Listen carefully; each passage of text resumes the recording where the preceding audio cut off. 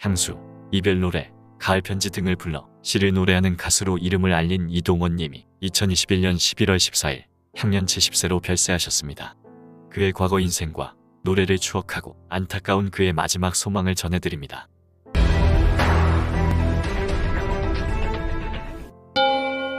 이동원은 6.25 동란 중이던 1951년 이북 출신인 부모가 피난해 내려온 부산에서 외아들로 태어났습니다. 이듬해 부모를 따라 상경한 그는 서울에서 줄곧 살다가 1970년 솔로 가수로 데뷔했습니다.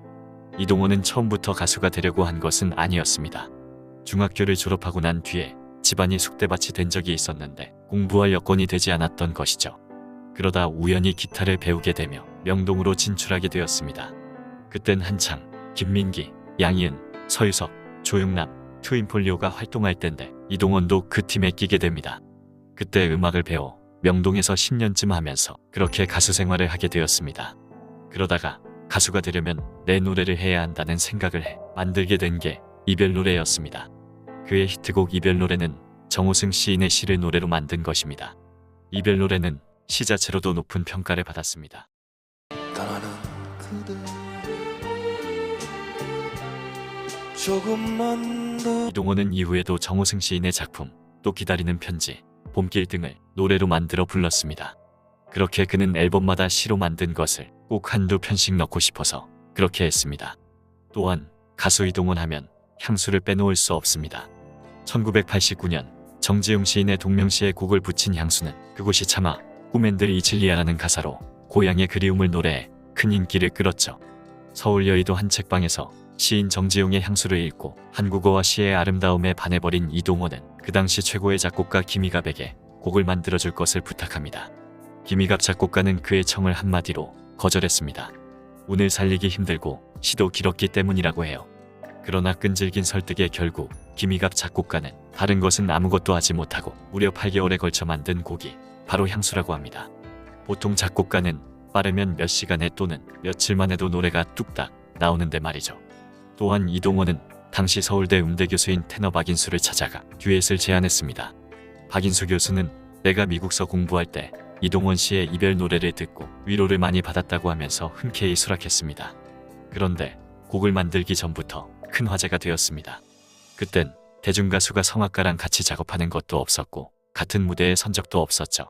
그리고 성악하는 사람은 매우 귀족 같았고 대중가요 하는 사람은 천민, 딴따라 취급을 받던 시기였습니다. 쇼킹한 거였죠. 유려한 벨칸토 창법에 지성이 풍부하고 힘찬 박인수의 가창과 허스키하면서도 따스한 정이 스민 이동원의 음색은 절묘한 조화를 이루었고 두 사람은 하루아침에 한국의 도밍고와 존 덴버로 떠올랐습니다.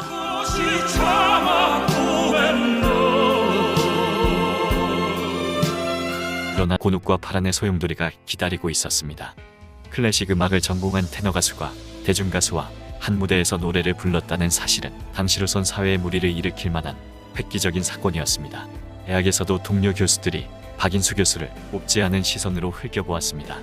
체면과 사회적 지적 명성을 중요시해야 하는 대학 교수가 대중가수와 노래를 불러 대학 교수의 위상을 한꺼번에 격하시켰다는 것입니다. 더구나 국립오페라단 정식 단원은 국내 최고의 성악가들만이 누릴 수 있는 영예로서 성악가의 품위 손상과 지나친 상업성을 이유로 국립오페라단에서는 단원 자격 박탈 논의가 분분했습니다. 차기 국립오페라단 단장으로 내정돼 있던 박인수 교수는 그 당시 머리통이 썩어있던 국립오페라단을 스스로 떠나버리고 말았습니다. 그러나 결국 대중가요와 클래식의 선구적 만남이었다는 평가를 받으며 대중음악은 고급스러운 이미지를 얻었고 클래식은 대중화의 길을 텄습니다. 또한 향수 때문에 열린 음악회도 생겼고 클래식하고 대중가요가 같은 무대에 서게 되었습니다. 사회적인 고정관념이 깨진 것이니 향수의 등장이 여러 가지 의미가 있는 것이었습니다. 한편 이동원은 주로 트레이드 마크처럼 된 사냥모자를 쓰고 무대에 섰으며 가을 편지 등 서정적인 곡을 주로 노래했습니다. 특히 잔잔한 피아노 선율에 맞춰 이동원이 감미로운 목소리로 가을엔 편지를 하겠어요라고 노래한 가을 편지는 낙엽이 쌓일 때면 라디오에서 자주 흘러나왔습니다. 가을엔 편지를 하겠어요. 흑성서 대중음악 평론가는 이동원은 어떤 말보다 아름다운 노래를 전한 가수라며 특히 향수 노래는 대중가요와 클래식의 접목을 통해 우리 가요의 폭을 한 단계 넓혔다고 평가했습니다. 박 평론가는 마치 노래에 따뜻한 손이 있는 듯 사람들의 무거운 등을 다독여주고 마음을 어루만져줬다며 참으로 사람들을 위로해준 가수였다고 말했습니다. 향수는 국민가요라는 말을 들으며 그 당시 돈도 많이 벌었습니다. 그런데 정지용 시인의 고향인 충북 옥천에 스튜디오 겸 집을 마련하기 위해 땅을 사서 건물을 지었는데 그게 잘못됐습니다. 그래서 큰돈을 들여서 지은 집을 통째로 날리고 도망치듯이 경북 청도로 가게 되었습니다. 사비를 들여 옥천에 정지용 흉상을 건립했을 만큼 그 지역에 애착을 갖고 있던 그였기에 정착 계획이 실패로 돌아갔을 때의 아픔이 컸으리라는 것은 능히 짐작할 수 있는 일입니다. 그로 인해 가정 불화까지 겪었으나 그는 청도에서 지낸 세월이 내 음악에 큰 도움이 될 것이기 때문에 전화해보기라고 스스로 위로했습니다. 그가 청도 집터를 선택하게 된 것도 환경이 향수 속 이미지와 닮았기 때문이라고 합니다. 그렇게 2004년부터 경북 청도에서 10년간 살았습니다. 그런데 이동호는 돈에 쪼들리면서도 나이트클럽 등 야간업소에 나가지 않고 공연과 음반 활동만 고수해온 이유를 밝혀 큰 감동을 주기도 했습니다. 그러니 고생했다. 내 음악은 그런 곳에 맞지 않는다. 생활고 탓에 그런 데 나가면 목소리가 망가지게 돼 있다. 뭐 대단한 의식이 있어서가 아니고 나를 위해서 일관된 태도를 유지해왔다. 그래서 내 목소리를 지킬 수 있었다. 가수는 공연과 음반 활동으로만 돈을 벌어야 한다고 생각한다. 이동호는 전유성과 이래저래 인연이 깊은 듯 싶습니다. 이동호는 1970년대 초반에 명동에서 음악 활동을 시작할 때부터 전유성과 교우한 오랜 지기입니다. 한 가요계 관계자는 전유성 씨가 젊은 시절 이동원 씨 집에서 함께 산 인연이 있다며 2000년대엔 두 분 다 경북 청도에서 지내며 수십 년 친분을 이어왔다. 이동원 씨가 말년엔 남원의 전유성 씨 집에서 함께 지냈다고 말했습니다. 식도암 투병 중이던 이동원이 지리산에서 살고 싶다고 전유성이 있는 전북 남원의 지리산 자락으로 옮겨 투병 생활을 해왔으며 결국 전유성이 임종을 지킨 것으로 전해졌습니다.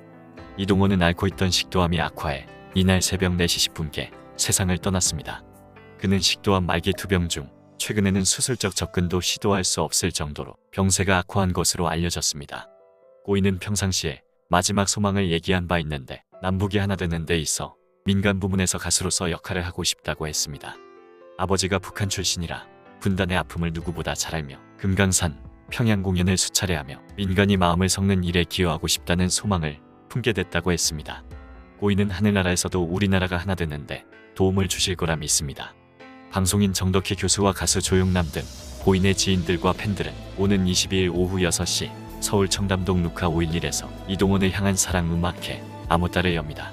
애초 음악회는 식도암 투병 사실이 알려진 뒤 그에게 위로를 전하고 용기를 북돋워주기 위해 준비했으나 그가 세상을 떠나면서 추모음악제로 변경했습니다.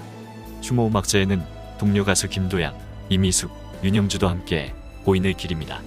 빈소는 경기도 고양시 동국대 일산병원 장례식장 15호에 차려졌으며 발인은 16일 오전 11시 30분입니다.